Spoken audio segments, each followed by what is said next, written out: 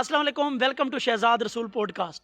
नाजरीन, उर्दू एक ऐसी ज़ुबान है जो ना सिर्फ हमारे एहसासात की नुमाइंदगी करती है, बल्कि ये ज़ुबान हमारी माजी की सुनहरी यादों को मुस्तकबिल की खुशियों के साथ भी जोड़ती है। ये ज़ुबान शायरी में महकती, नसर में बहकती और गुफ्तगू में महकती नज़र आती है। आज हमारे साथ एक ऐसी शख्सियत मौजूद हैं जो ना सिर्फ उर्दू अदब के हुस्न को समझते हैं, बल्कि इसकी आबियारी भी कर रहे हैं। ये ना सिर्फ एक मुअल्लिम हैं, बल्कि एक मुहक्किक भी हैं और सबसे बढ़कर एक मुसन्निफ भी हैं, जिनकी तहरीरें उर्दू अदब के सरमाए के अंदर मुसलसल इजाफा कर रही हैं। आज हमारे साथ हर दिल अजीज़ शख्सियत, मेरे पसंदीदा, आप सबके पसंदीदा प्रोफेसर खालिद नज़ीर साहब मौजूद हैं। सर, सबसे पहले तो मैं आपका शुक्रिया अदा करता हूं कि आपने ये गुफ्तगू करने के लिए हमें ये वक्त दिया। आपकी बहुत मेहरबानी है सर। सबसे पहले मैं आपकी सेहत के बारे में जानना चाहूँगा सर। बहुत शुक्रिया शहज़ाद कि आपने मेरा बहुत खूबसूरत तारुफ़ करवाया। सबसे पहले तो मैं आपके इस खूबसूरत तारुफ़ का शुक्रिया अदा करता हूँ। दूसरी अहम बात जो आपने मेरी सेहत से मुतालिक पूछी, अल्हम्दुलिल्लाह मैं बिल्कुल ठीक हूँ, खैरियत के साथ हूँ, अल्लाह का लाख-लाख शुक्र है। अ, इस वक़्त उम्र के 50वें साल में हूँ, जी। तो वैसे एज़ सच मुझे कोई बहुत बड़ा मसला तो नहीं है। जी। तो बहरहाल तो ढलती उम्र के जो मुख्तलिफ़ मसाइल होते हैं कमोबेश हर इंसान के साथ होते हैं, मेरे साथ भी होंगे, मगर उसके बावजूद भी अल्लाह का लाख-लाख शुक्र है। सर, आपका ताल्लुक उर्दू अदब से है, तो यकीनन मैं गुफ्तगू भी इसी हवाले से करूँगा। एक आम तासुर पाया जाता है कि अक्सर वो स्टूडेंट जिनको साइंसी मज़ामीन में दाखिला नहीं मिल पाता, वो उर्दू अदब को चूज़ करते हैं। ये बात किस हद तक दुरुस्त है? अ, हमारी सोसाइटी की हद तक तो ये बात ठीक है, यानी जी। जिस समाज और जिस माशरे में हम रहते हैं हुँ। बिलख़सूस मैं पाकिस्तानी माशरा कह सकता हूँ या किसी हद तक जनूबी पंजाब जिस धरती से हमारा ताल्लुक़ है, जी। तो यहाँ के मैक्सिमम मुझे 20-22 साल हो गए।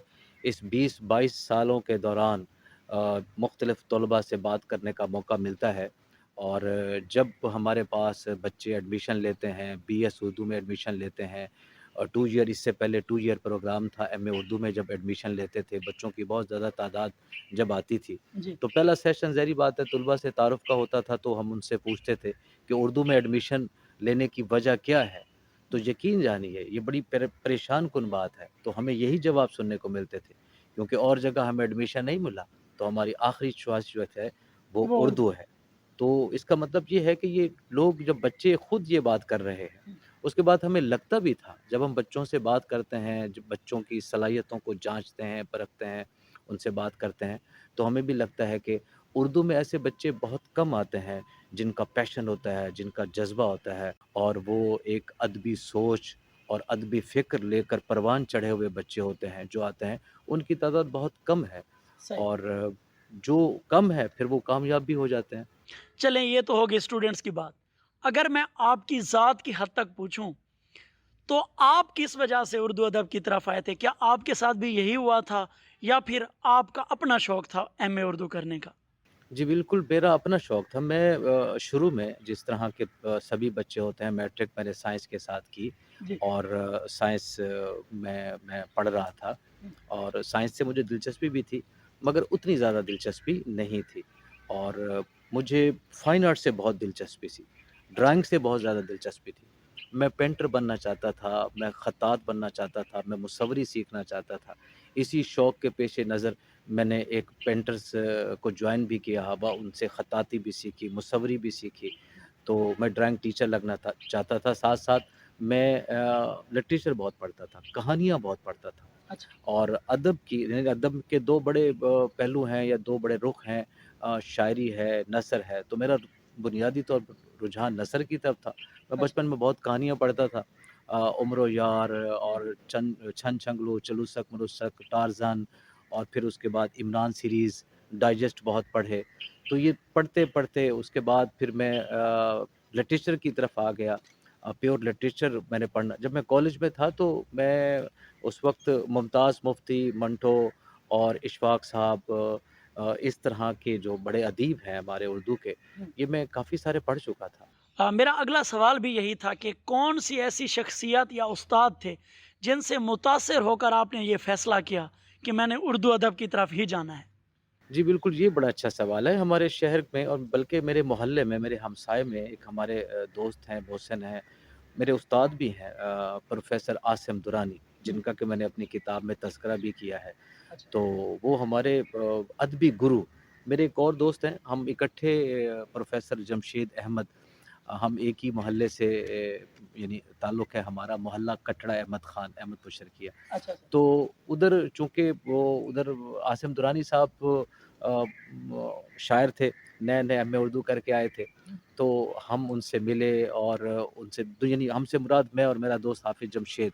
मैं बहुत कहानियाँ पढ़ा करता था और हाफ़िज़ जमशेद साहब शायरी किया करते थे। तो उन्होंने यानी आसिम दुरानी ने हमारी जो है ना वो अदबी जो है वो यूँ समझिए कि परवरिश की, हमें निखारा और डगर पे लगाया। लिटरेचर की तरफ एमए उर्दू का मशवरा भी उन्होंने दिया था मुझे। एमए उर्दू की तरफ तो आ गए, उर्दू अदब को भी जॉइन कर लिया। फिर उर्दू के प्रोफ़ेसर बनना, क्या ये हादसाती था या जानबूझकर ये फ़ैसला किया? मैं फिर कहूँगा कि ये हादसाती नहीं था, ये जानबूझकर था। मतलब इसको अब मैं शऊरी कोशिश कहूँगा। आपका शौक था। शौक था, पैशन था, जज़्बा था और एमए उर्दू करने के बाद मैं वैसे उन खुशकिस्मत लोगों में से हूँ जिनका अभी रिज़ल्ट भी नहीं आया था और वो किसी कॉलेज में प्रोफ़ेसर भर्ती हो गए। और मुझे याद है कि गो 2002 के अंदर अभी मेरा रिज़ल्ट नहीं आया था एक सीट अनाउंस हुई थी कैडेट कॉलेज मरी में। हुँ। तो उन्होंने मुझे डेमो के लिए बुलाया, मैं वहाँ पर डेमो देने के लिए गया, तो उनको मेरा डेमो पसंद आ गया। उन्होंने मशरूत जो है मेरी सिलेक्शन कर ली। उन्होंने कहा हम आपको सेलेक्ट कर रहे हैं, मगर हमारे पास क्या सबूत है कि आप जो है ना अपनी डिग्री मुकम्मल करके ले आएँगे। हुँ। तो मैंने कहा मैं होप सर्टिफ़िकेट आपको बनवा के दे सकता हूँ। अच्छा। तो उन्होंने मुझे कंडीशनल मशरूत तौर पर भर्ती कर लिया और मैं वहाँ मैंने पढ़ाना शुरू कर दिया वहाँ। उर्दू अदब की तरफ आ गए, फिर प्रोफ़ेसर बन गए। ये मुसन्निफ़ बनने का ख़्याल कब से आया? मुसन्निफ़ बनने का ख़्याल मैं समझता हूँ कि जैसे ना ये जो तख़लीक़ी हिस्स होती है ना, ये हर शख़्स के अंदर तो ख़ैर नहीं होती।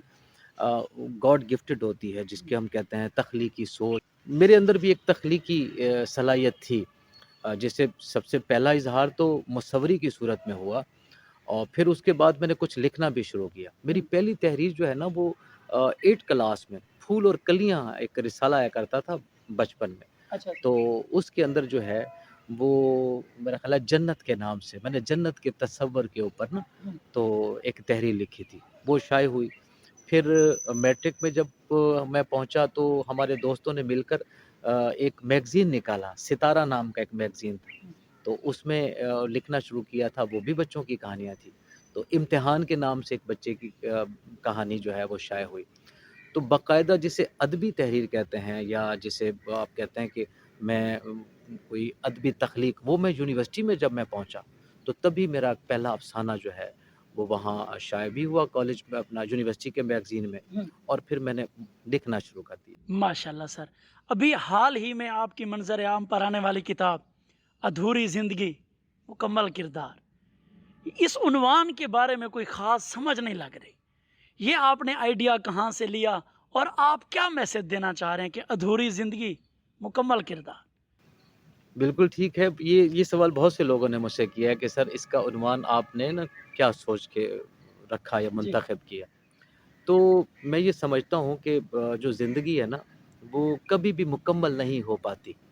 ये एक तसलसल है जो अज़ल से जारी है और अबद तक जारी रहेगा। बेशक। ज़िंदगी का जो आगाज़ और इख्तिताम जो है हम उसके बारे में नहीं जानते, मगर ये एक लामहदूद चलने वाला सिलसिला है। मगर इंसान जब इस दुनिया में आता है तो वो अपना एक रोल प्ले करता है, वो एक मुकर्ररा वक़्त लेकर आता है और वो अपनी ज़िंदगी मुकम्मल करके चला जाता है। सही। जबकि उसके लिए पूरी ज़िंदगी को समझना या पूरी ज़िंदगी का अहाता करना नामुमकिन है। एक शख़्स अपनी उस जो ज़िंदगी है, जो तयशुदा ज़िंदगी जिसे आप कह लें या मुकर्ररा ज़िंदगी जो लेकर वो आया हुआ है, वो उस मुकर्ररा ज़िंदगी के अंदर हुँ। इस लामहदूद ज़िंदगी को समझ नहीं सकता। सो वो सही। इसीलिए उसको अधूरा मानता है या अधूरा कहता है और वो किसी हद तक अधूरी होती भी है बेशक। क्योंकि वो मुकम्मल जान नहीं सकता। तो बुनियादी तौर पर ये किताब इंसानी ज़िंदगी और इंसानी ज़ात के साथ जुड़ी हुई एक किताब है। और फिर एक और भी चीज़ है, वो ये है कि इस दुनिया का जो इंसान है, वो हमेशा ज़ात की तकमील में रहता है। वो सही। अपनी ज़िंदगी को कहीं मुकम्मल करना चाहता है। वो नामुकम्मल होने का एहसास लेके जाता है। हुँ। सो अगरचे वो अपना पीरियड तो मुकम्मल करके जाता है, मगर वो अपनी तकमील की कोशिश में लगा रहता है। सो इसी बात को सामने रखते हुए मैंने अपनी किताब का नाम रखा, अधूरी ज़िंदगी मुकम्मल किरदार। बहुत सारे मुसन्निफ़ और अदीबों का ये ख़्याल है कि हम जो लिखते हैं, वो हमारी मेहनत नहीं होती बल्कि आमद होती है। इस तासुर को आप कैसे देखते हैं? क्या आपको भी आमद होती है या फिर मेहनत करके कोई उन्वान देख के, कोई ऑब्ज़र्वेशन करके फिर आप ये तहरीरें लिखते हैं? जी, बिल्कुल ठीक कहा आपने कि 2 चीज़ें हैं, एक आमद होती है, एक दूसरे में जिसे आप शऊरी कोशिश कहते हैं, उसको आवुर्द कहते हैं। हुँ। आमद और आवुर्द, ये किसी भी तख्लीक में दोनों चीज़ें चलती रहती हैं। फ़राज़ का एक शेर है इसी हवाले से जी। कि औरों के कसीदे हुँ। फ़कत आवुर्द थे जाना, वाह! औरों के कसीदे फ़कत फ़कत आवुर्द थे जाना, जो तुझ पे कहे शेर वो इल्हाम से उतरे। कव्वाह। तो ये चलता रहता है कि कुछ लोगों के यहाँ शायरी इल्हाम होती है, कुछ लोगों के यहाँ शायरी जो है वो अवुर्द होती है। अवुर्द का मतलब होता है शऊरी कोशिश। अच्छा, हुँ। तो इसी तरह नस्र में भी ये बात है।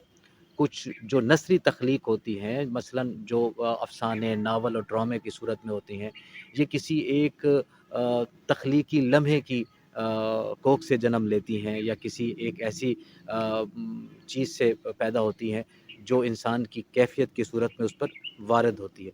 मेरे यहाँ ये दोनों चीज़ें चलती हैं। मेरे कहने का अच्छा। मतलब ये है कि मैं शऊरी कोशिश का भी इस्तेमाल करता हूँ और और इल्हाम। अपनी वजदानी और इल्हामी हिस्स को भी इस्तेमाल करता हूँ। ये दोनों चीज़ें मिलकर मुझसे तख्लीक करवाती हैं। खलीलुर रहमान कमर ने अपने एक इंटरव्यू में कह दिया कि मुझे इल्हाम होता है और जो होता है मैं वो लिख देता हूँ, मुझे उसको दुरुस्त करने की भी ज़रूरत नहीं पड़ती। तो बहुत सारे लोगों ने सोशल मीडिया के ऊपर ये शोर मचाया कि अलामा इकबाल, मिर्ज़ा गालिब, फैज़ अहमद फैज़, वो तो अपने शेरों पर बहुत मेहनत करते थे। आज तक आपसे पहले ऐसा कोई राइटर या अदीब नहीं है जिसने ये कहा हो कि मुझे जो आमद होती है मैं वो लिख देता हूँ और वो परफेक्ट होती है। तो क्या आप समझते हैं कि इस तरह की स्टेटमेंट पॉसिबल है एक राइटर के लिए कि जो आया वो लिख दिया और वो परफेक्ट हो? नहीं, मैं नहीं समझता। खलीलुर रहमान कमर बहुत अच्छा राइटर है, इसमें कोई शक नहीं है। मगर मैं समझता हूँ कि वो नरगिसियत का भी शिकार है। सही। और नरगिसियत का शिकार ऐसा शख्स होता है जो अपनी ज़ात को शायद बहुत ज़्यादा अहमियत देता है, तो वो है।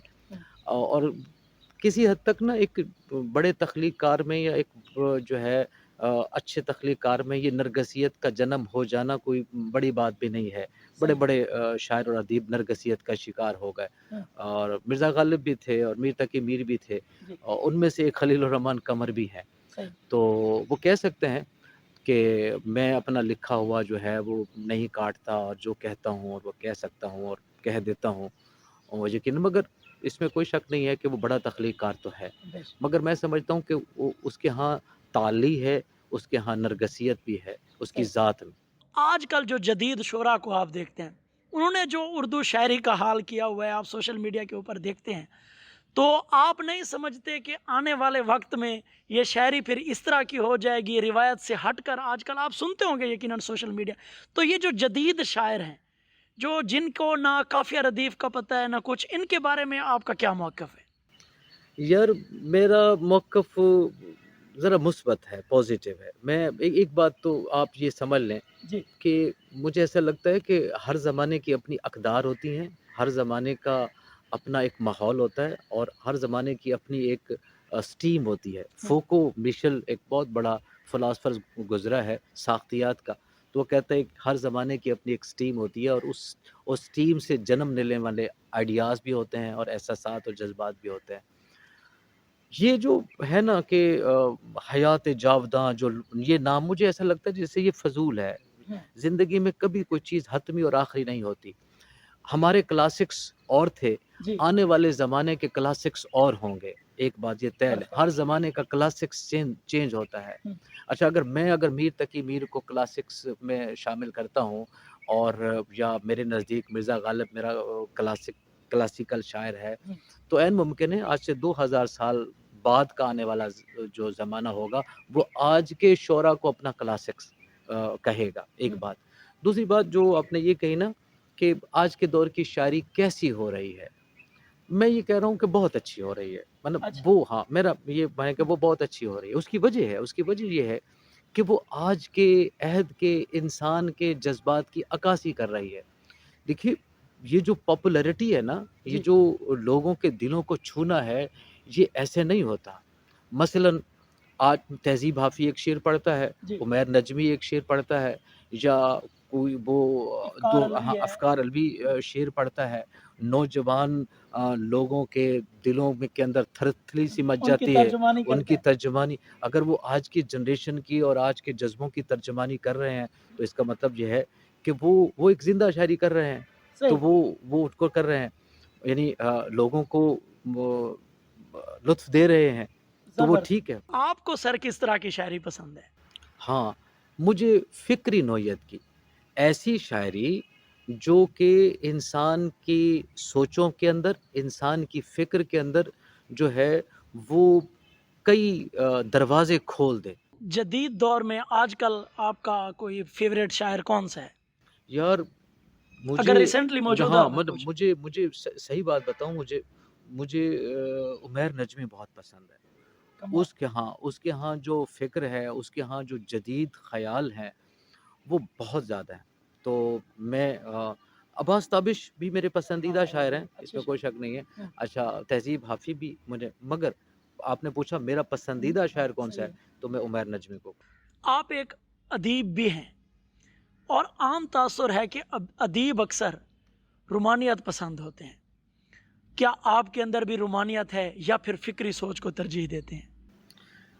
बिल्कुल, मेरे यहाँ तो बड़ी रोमानवियत है। मैं समझता हूँ कि बदकिस्मत होता है वो इंसान जो रोमानवी ना हो। असल में ना सही। रोमानवियत अच्छा एक और भी बात बता दूँ कि मेरे यहाँ जो रोमानवियत है वो तख़य्युल की बुलंद परवाज़ी का नाम है। मतलब वो जो अमूमी तौर पर हुँ, जो लफ्ज़ रोमानवियत है या रोमानवी अदीब है, उसके यहाँ समझा जाता है कि इश्क व आशिकी से ताल्लुक़ रखने वाला आदमी। जी, अच्छा, वो कहीं न कहीं उसके जो मानी है ना वो जिनसियत के साथ जोड़े जुड़े जाते हैं।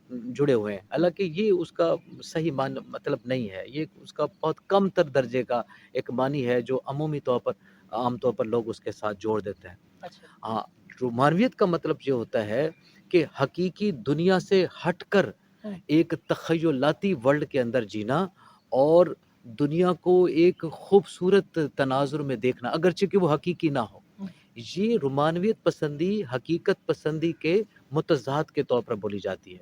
अच्छा। अच्छा, ये इसकी एंटी बोली जाती है। जी। मैं अपने आप को हकीकत पसंद नहीं कहता, मैं हुँ, अपने आप को रोमानियत पसंद कहता हूँ, क्योंकि मुझे तख़य्युलात की दुनिया, इमेजिनेशन की दुनिया बहुत ज़्यादा पसंद है। मैं किसी हद तक मिसालियत पसंद इंसान हूँ। हुँ, मिसालियत पसंद आदमी का मतलब ये होता है कि वो दुनिया को ऐसा देखना चाहता है कि ये दुनिया ऐसी हो। ज़बर ठीक है? तो मैं इस एतबार से रोमानियत आप तख़य्युलाती तो ज़्यादा हैं, लेकिन अगर हकीकी दुनिया की तरफ आएँ, तो इंसानी हुस्न की बात तो लाज़मी करनी चाहिए। इंसानी हुस्न में आपको क्या अच्छा लगता है? इंसानी हुस्न में पूरा इंसान अच्छा लगता है। मसलन बहुत सारे शायरों ने किसी ने कहा कि पंखड़ी एक गुलाब की सी है, किसी ने उसकी आँखों की तारीफ़ की, किसी ने उसकी गर्दन की तारीफ़ की। मैं पूछना चाहूँगा कि प्रोफ़ेसर ख़ालिद नज़ीर साहब को इंसानी हुस्न में आशिकी के लिहाज से महबूब के जिस्म का कौन-सा हिस्सा ज़्यादा अट्रैक्ट करता है? हाँ, आँखें। आँखें तो आपको बहुत पसंद हैं। अगर मैं ये पूछूँ कि वो कौन-सी आँखें थीं, जो बहुत पसंद थीं, तो आप क्या जवाब देंगे? वो यार थी एक मैं यही पूछना चाह रहा हूँ कि किन आँखों से आपको मोहब्बत थी? हाँ, वो आँखें अभी भी हैं। कभी-कभी देखता हूँ उन आँखों को, तो अच्छा लगता है। तो अब क्यों तुम जो है ना किसी को बदनाम करवाना चाहते हो? बदनामी को छोड़कर मैं सीधा-सीधा पूछ रहा हूँ कि मोहब्बत की, बिल्कुल की। मिली, मिली मुझे मोहब्बत मिली, उससे शादी की उससे शादी की, और अब वो बीवी है अब आपकी। वो मेरी बीवी है। अब आप क्या समझते हैं कि आपने ठीक किया या गलत किया? नहीं, ऐसा कुछ नहीं है मैंने अच्छा किया या गलत किया ये तो ज़िंदगी का एक हिस्सा है। हुँ, अच्छा, मगर एक और चीज़ भी है, मतलब ये मैंने मुझे नहीं कि वो अम, मुझे कभी-कभी लगता है कि शादी जो होती है ना, वो मोहब्बत का आगाज़ नहीं, इख्तिताम होता है। अच्छा। मतलब ये अब आके मुझे एहसास हुआ। कमोबेश हर आदमी को शायद होता होगा, हुँ। तो हर मोहब्बत करने वाले। कहते हैं कि मोहब्बत अंधी होती है, लेकिन अगर शादी हो जाए तो आँखें निकल आती हैं। कुछ ऐसा ही है। मतलब आप भी कुछ ऐसा ही। ऐसे ऐसे ही। आपको अक्सर देखा गया है कॉलेज में, आप बैग गले में लटका के घूम रहे होते हैं। ये आपके अंदर जितने भी प्रोफ़ेसर हैं, मैंने नोट किया है कि आप पहले प्रोफ़ेसर हैं इस कॉलेज में, जिनके अंदर ये चीज़ मैंने देखी है। बहुत सारे स्टूडेंट्स ने मुझसे पूछा कि ये सर से लाज़मी पूछिएगा कि वो बैग को गले में क्यों डाल के घूम रहे होते हैं?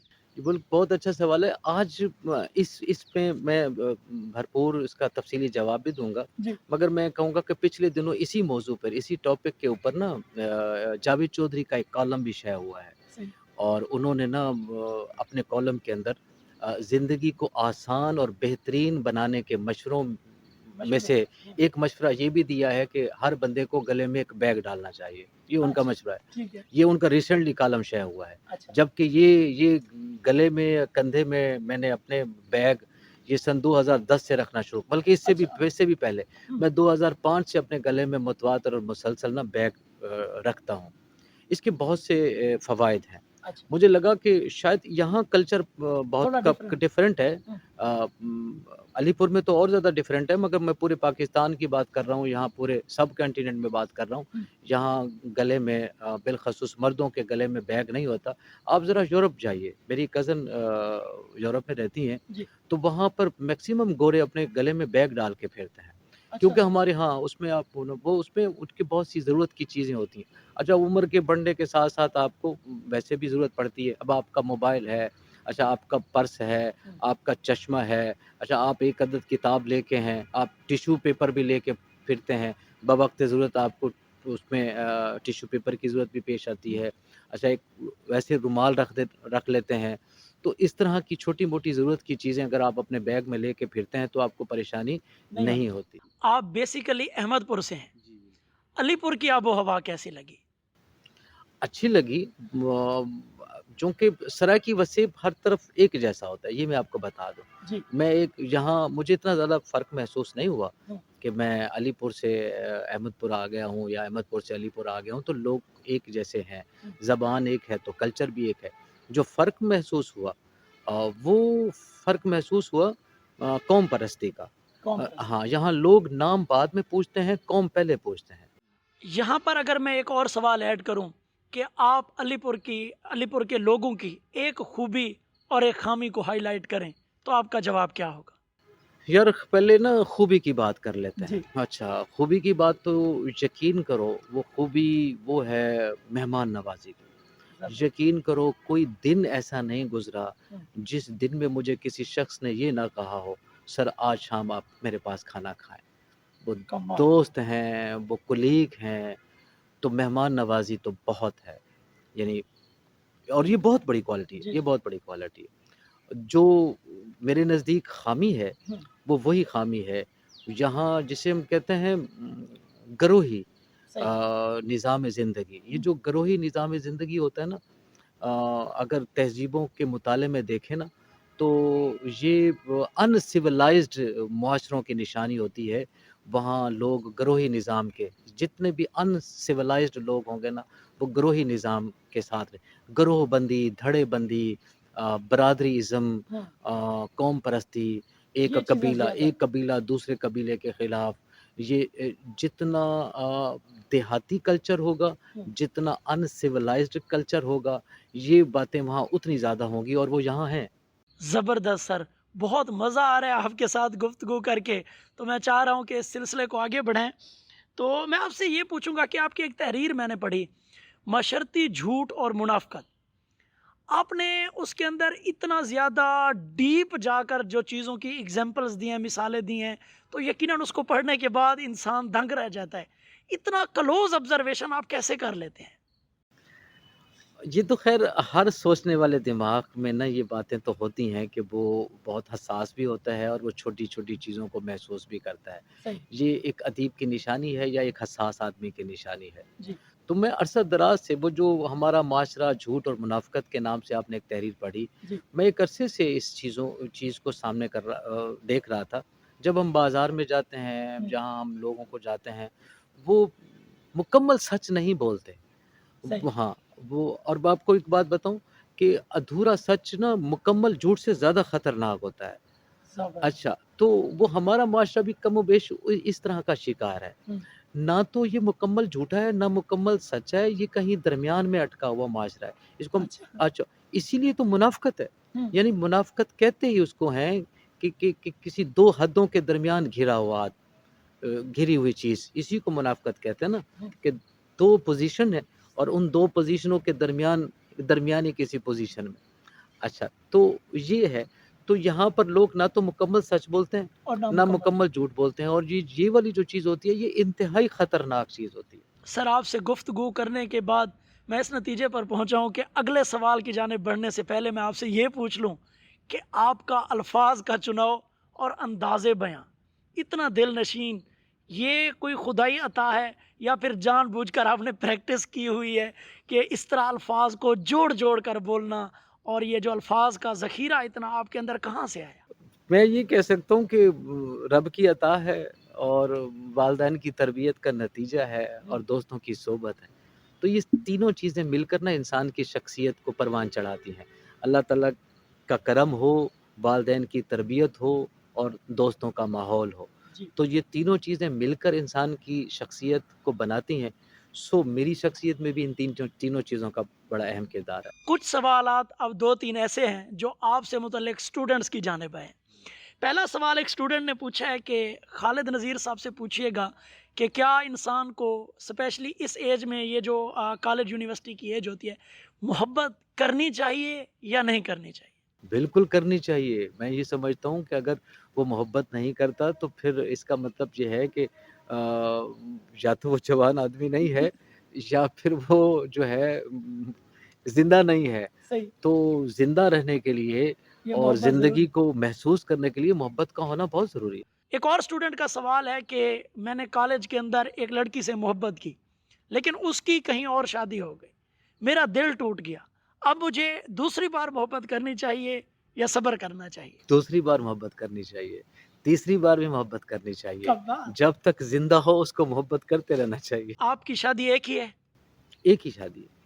अभी कोई दूसरी शादी का इरादा आपने बनाया हो? नहीं, मैं दूसरी शादी का मैं कभी-कभी मेरी बीवी मुझसे ना अ, वो चूँकि हर औरत का मैं समझता हूँ कि ये मसला है। हुँ, हर औरत इसमें उसमें कहना। डरी हुई होती है कि कहीं मेरा मियाँ दूसरी शादी ना कर ले। हुँ, तो वो अक्सर इस डर का इज़हार भी करती है। तो मैं उसको मुस्कुरा के कहता हूँ कि तुम बेफ़िक्र हो जाओ, मैं दूसरी शादी का सोच ही नहीं सकता। वो हुँ। पूछती है क्यों? मैं उसको कहता हूँ कि मैं समझता हूँ कि पहली शादी करके मैंने बेवकूफ़ी की है, मैं दूसरी बेवकूफ़ी कैसे कर कैसे सकता हूँ? करें? तो वो फिर सटपटाती भी है, मेरे साथ लड़ती भी है। तो ये एक हकीकत है। अच्छा, तो मैंने पहले भी कहा था, हुँ, मैंने मोहब्बत से शादी की, इसमें कोई शक नहीं है। मैंने आपकी मोहब्बत क्लास फेलो थी? नहीं, मेरी क्लास फेलो तो नहीं थी, मगर मेरा उससे राब्ता था, मेरा उसके साथ कॉन्टैक्ट था। मैंने हुँ, मोहब्बत लव के साथ मैरिज है लव आपकी? मैरिज है मेरी। अच्छा। हाँ, मगर मैं ये समझता हूँ कि शादी मोहब्बत को खा जाती है। ये एक हकीकत है। हुँ, यानी जिससे मोहब्बत हो उससे शादी नहीं होनी चाहिए। मेरा ख़्याल है कि नहीं होनी चाहिए। मोहब्बत और इश्क में क्या फ़र्क है? यार शिद्दत का फ़र्क है। ये एक ही कबीले से ताल्लुक़ रखने वाले 2 लफ्ज़ हैं ना, हुँ, तो जिस तरह असल में इंसान के ना मुख़्तलिफ़ जज़्बात हैं, फिर हर जज़्बे के कई-कई शेड हैं। यूँ लातदाद जज़्बे बन जाते हैं। हुँ, मैं आपको दिलचस्प बात बताऊँ, जी। इंसान बुनियादी तौर पर सिर्फ़ 2 जज़्बों का मजमूआ है। असल में हम इतने ज़्यादा जज़्बात के मजमूए नहीं हैं। बेसिकली या 2 बुनियादी तौर जज़्बात। पर इंसान सिर्फ़ 2 जज़्बों का मालिक है। बाकी जितने भी जज़्बात हैं और उन जज़्बों के जितने भी शेड हैं, हुँ, वो उन्हीं 2 जज़्बात की कोख से जन्म लेते हैं। वो बेसिक जज़्बे कौन-कौन से हैं? एक फ़ियर, खौफ़, जी। दूसरा मोहब्बत। अच्छा। मोहब्बत और डर, हुँ, ये 2 बुनियादी जज़्बे हैं और इन बाकी तमाम जज़्बे इन्हीं जज़्बों से अच्छा, जो नेगेटिव जितने भी नेगेटिव जज़्बे हैं, हुँ, वो खौफ़ की पैदावार हैं और जितने भी मुस्बत जज़्बे हैं, हुँ, वो मोहब्बत की पैदावार है। सही। मसलन अगर ये कीना है, बुग़्ज़ है, अदावत है, हसद है, ये सारे डर की पैदावार है। हुँ, इसी तरह प्यार है, मोहब्बत है, इश्क है, खलूस है, मेहर है, वफ़ा है, हुँ। ये मोहब्बत की कोख से जन्म। तो ये है। तो वो जो आपने कहा इश्क है, मोहब्बत है, मोहब्बत है, प्यार है, ये एक ही कबीला है, एक ही ख़ानदान है, एक ही जज़्बा है, हुँ। शिद्दत का फ़र्क। क्या ये हकीकत है कि वाक़ई इंसान सिर्फ़ एक बार मोहब्बत करता है, आदमी दूसरा या तीसरा हो जाए, तो उस पहले शख्स को वो नहीं भुला सकता? नहीं, ऐसा नहीं है। असल में सिर्फ़ भूल उसे नहीं सकता जिसे पा ना सका हो, जिसे हासिल ना कर हुँ, सका हो। बस कमाल। बस वो जब जिसे पा लेता है ना, वो फिर उसे भूल भी जाता है। आपने ये तो समंदर को कूज़े में हाँ, बंद कर दिया। तो वो न तो एक एक मैंने मुझे ना बानो कुत्से की एक बड़ी खूबसूरत बात याद आ गई। जी, उसने कहा था कि अगर मतलब खुशी का इलाज अगर फ़र्ज़ करें आपको खुशी है और वो खुशी आपसे छिन गई है, हुँ, तो आप ये समझो कि फलाँ गम ने ना मुझसे खुशी छीन ली। नहीं, गम खुशी नहीं खींचता। अच्छा फ़र्ज़ करें आपको गम मिला, हुँ, फिर आपको खुशी मिल गई, तो आप ये समझेंगे कि फलाँ खुशी के मिल जाने से गम मुझसे चला गया, तो हुँ, ऐसा भी नहीं है। अच्छा, अच्छा अब बात क्या है हुँ, कि एक खुशी तभी आपसे वो खुशी छीनी जाती है, जब उसके मुकाबले में बड़ी खुशी आ जाए। तो अच्छा, हर खुशी का इलाज भी खुशी है हुँ, और हर गम का इलाज भी गम है। तो एक गम जब आपसे जाएगा, तो खुशी के मिल जाने से वो गम नहीं जाएगा, अच्छा, उससे बड़ा गम मिलेगा तो वो गम जाएगा। अच्छा अब आप जाते हैं मोहब्बत की बात हुँ, पे, अगर आपको मोहब्बत नहीं मिली, हुँ, ठीक है ना? तो अगर उसके मुकाबले में कोई और मोहब्बत मिल जाएगी, ठीक है। तो वो पहली वाली मोहब्बत भूल जाएगी। सर आपने किसी ज़माने में लिखा था कि मादरी ज़ुबान एक ढकोसला। मादरी ज़ुबान से इतना ज़्यादा अदावत आखिर क्यों है आपको?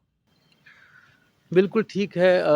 असल में ना मेरे बच्चे बात ये है कि मैं थोड़ा-सा ना आलमगीर एक सोच और नज़रिया रखने वाला इंसान हूँ। हुँ, मैं आलमगीरियत का कायल हूँ, हुँ, मैं इलाक़ाइयत का कायल नहीं हूँ। सो इसी वजह से मैं गुज़श्ता कई सालों से यहाँ देख रहा था हमारे इर्द-गिर्द जो है, वो इलाक़ाइयत को देख कर ना नफ़रतें फैलाई जा रही थीं और मकामी सोच को लेक कर ना तक़सीम का एक अमल था कि जो जारी था। हुँ, हमारे यहाँ कल्चरल डे के ऊपर मैंने अजीब-व-गरीब किस्म के तमाशे देखे। हुँ, और हर ज़बान से ताल्लुक़ रखने वाले लोग जो है ना, वो अपना-अपना कल्चर डे मना रहे थे। सही। अच्छा, मेरा एक नज़रिया ये है, ये मानना ये है कि दुनिया जो है वो बदल रही है और ये हमेशा से बदल रही है और ये बदलती रहेगी हुँ, और किसी भी चीज़ को हतमी और आखिरी चीज़ नहीं माना जा सकता। बिल्कुल।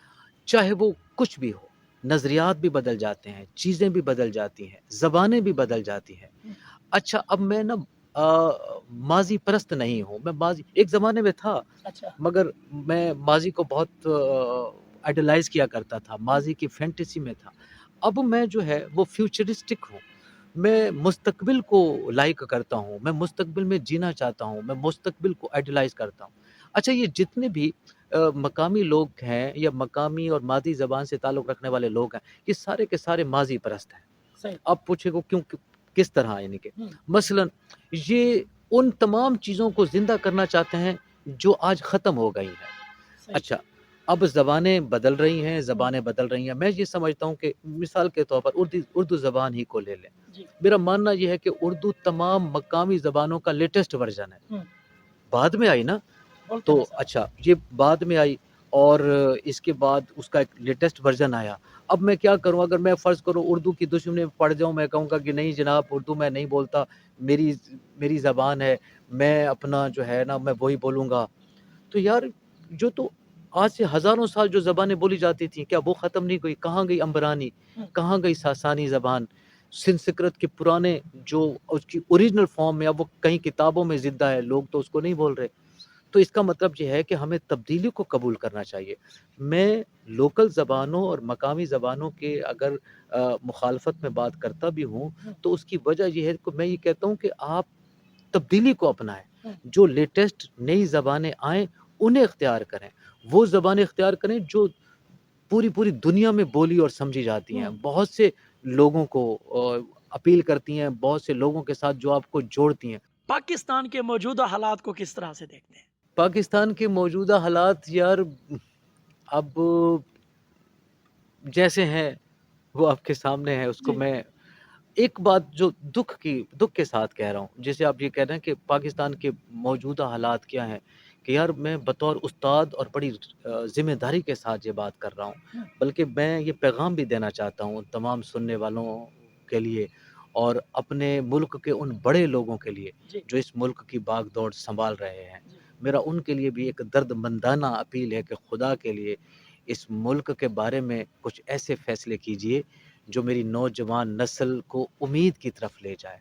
हुँ। मैं देख रहा हूँ, मैं सैकड़ों बच्चों से रोज़ाना मिलता हूँ। अच्छा। मैं एक कॉलेज में पढ़ाता हूँ, नौजवान नस्ल से मेरा मुतवातिर और मुसलसल राब्ता है।